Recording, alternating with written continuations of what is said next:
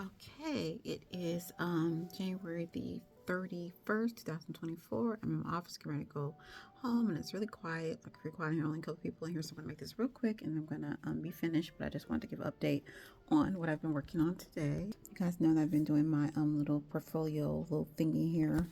So my work, so I put my resume in there today, and we talked about the Bloom taxonomy, which are by Bloom, and so I added this STAR test, fourth grade observation and important vocabulary for the STAR test, and all the study I did on the STAR test and all the interesting vocabulary that students need to know that in third to fifth grade approximately on the STAR test. And then I did this video about how I've been working the last couple of days on a little frame, a model frame for students to model on, helping them prepare for the writing structured response portion of the STAR test for approximately third to fifth grade, because they fluctuate just a little bit, but this sums up the fourth grade one because I used that test. Sorry, I can't open it.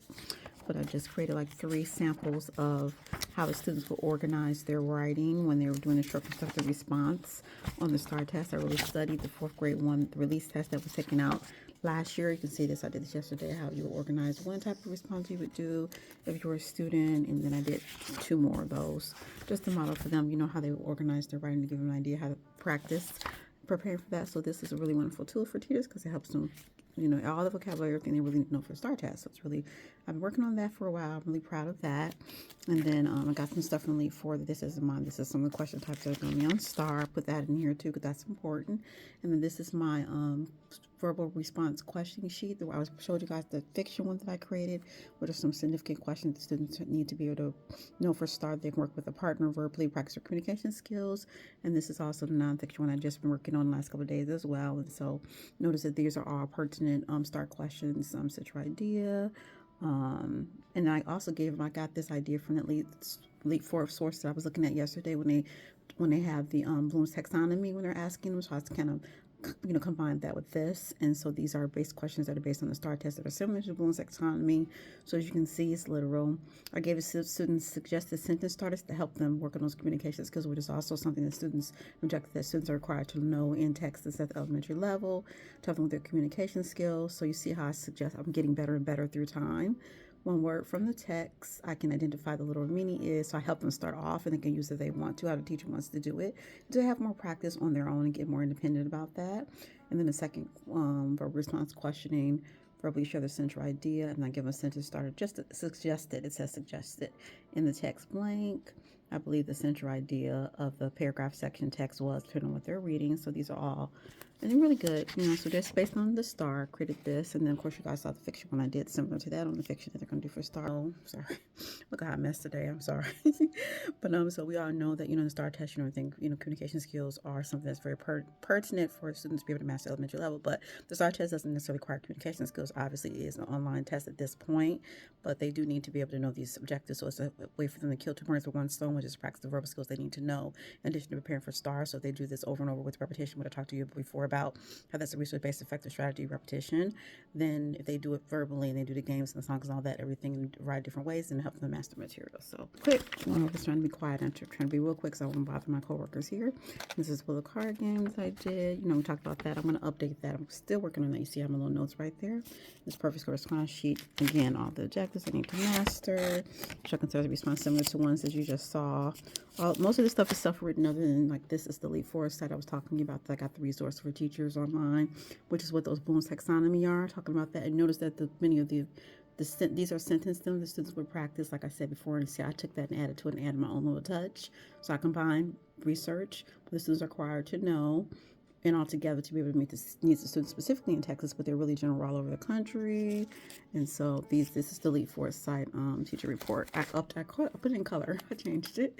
This is grade 3, and this is again from Elite Four. So see, I'm combining my research, all my writing, all my curriculum, all my studies with the research-based track.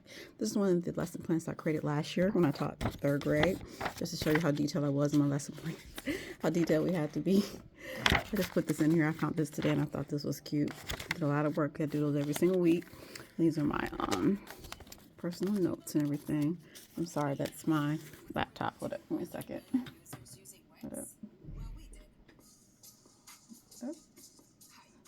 Yeah, real quick here. That was a little instrumental music playing in the background real soft. I'm going to be real quick because I'm going to invite my coworkers here. And then can you name, this is the little game I created. Again, practicing repetition on required reset. I studied the objectives very carefully. I think I've been busy. So I've been updated. This is another activity students can do. They can grab them up in groups. So I did that video about how to conduct these questions to make sure students master these. They know all these and they'll be able to have to prepare for STAR. I'm telling you, you don't need to do all the extra stuff. You can just do it this way. And it's totally fine. All of this helps students to master if they do it in the right way. In question number curriculum, all of the objectives I've learned, some of that you just saw, the stories I've written, some of the original ones I wrote based on the objectives that I got from the games, inferencing, author's purpose, context of the game, all stuff written by me, implementing Mexican, just a graphic organizer I did on character traits, summary, self-created, nonfiction. I created some new ones. I put some new ones. Remember I told you I had some more and I couldn't find them. So I just found, this is one you saw before, but this is one I think I didn't add before. This is on recognizing author's, characters, person's perspective or point of view, attitude about the topic, character's name, author's name, experiences with topic. We're going to talk about that. Sometimes people have different feelings in characters and text based on background experiences with that particular topic. This is one that I added. I didn't put in here. I created on the main idea, central idea now on the blue whale, and then has divided up into 4 different subtopics, and then each subtopic has one supporting details for that particular subtopic. So students have to be able to look at the subtopics and figure out what the central idea of that paragraph or section is, or the entire text, depending on the question that's asked them, the central idea. I did this one self-created as well on character, feelings, and emotions, and this is one that goes along with that. Bad thing happened, character then, because they, character then, so on and so forth, self-created. Oh, this, I just noticed this is in here twice, my bad, okay? This is one I did, and then this is leap forward, quick text is similar to the multiple response strategy students in text need to master. These are accommodations for special education and second language learners. Those are not mine. Characters are gifted. And then this is the Little Princess. You see how the one I did and I updated based on Book Creator. See how cool this is? This is my story that I wrote again before I said, but then I took Book Creator and I combined all their little tools and resources, and this Book Creator is wonderful because the technology and they can read this to the students when they create their own. So for writing teachers, this is a wonderful strategy. Many districts start using, including this district, from what I understand, I think they used to.